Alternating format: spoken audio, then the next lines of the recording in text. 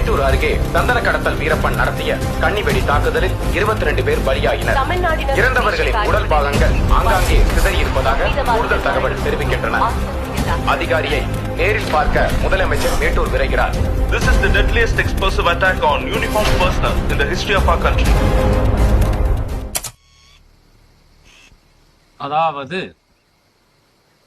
என்னுடைய நாட்டு மக்களுக்கு, அதாவது என்னுடைய தாய்மார்கள், என்னுடைய சகோதரர்கள், பெரியோர்கள், சிறியோர்கள் எல்லாருக்கும் கேட்கும்படி, நீங்க இதை பார்க்கும்படி நான் பேசுறேன். இதுல என்ன கருத்துக்கள் இருக்குது அப்படின்னு சொல்லி நாட்டு மக்களெல்லாம் கூர்ந்து பாருங்க. ஆனா தப்பு என்னதா இல்ல அரசாங்கத்து தப்பா அதை புரிச்சுக்காங்க. நீங்க என்ன, நான் நல்லபடியா பேசுறேன்.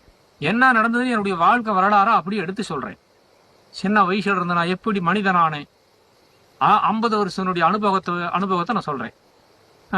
வணக்கம் எல்லாரும், அதாவது நாட்டு மக்களுக்கு நான் வணக்கம். கடவுளே, ஆண்டவா, முருகா, தெய்வமே, நான் உங்களை சந்திச்சிருக்கிறேன். நான் பொய் சொல்ல மாட்டேன். எப்பவுமே நான் பொய் பேசுறது கிடையாது. ஒரு எதிரியை ஒழிச்சு கட்டுறதுக்கு மட்டும் பொய் பேசுவேன். என்ன அழிக்கிறது பல்லாயிரக்கணக்கான பொய்யை பேசுவாங்க. அதுக்கு மேல நான் எத்தனையோ நாடகம் போட்டு அவங்களை ஒழிச்சு கட்டுவேன். இது என்னுடைய சிந்தியல் உண்டு. ஆனா ஒரு உண்மையான ஒரு பொது மனுஷனுக்கு என் உயிரியே கொடுத்து காப்பாத்துவேன். இது ரெண்டும் என்கிட்ட உண்டு.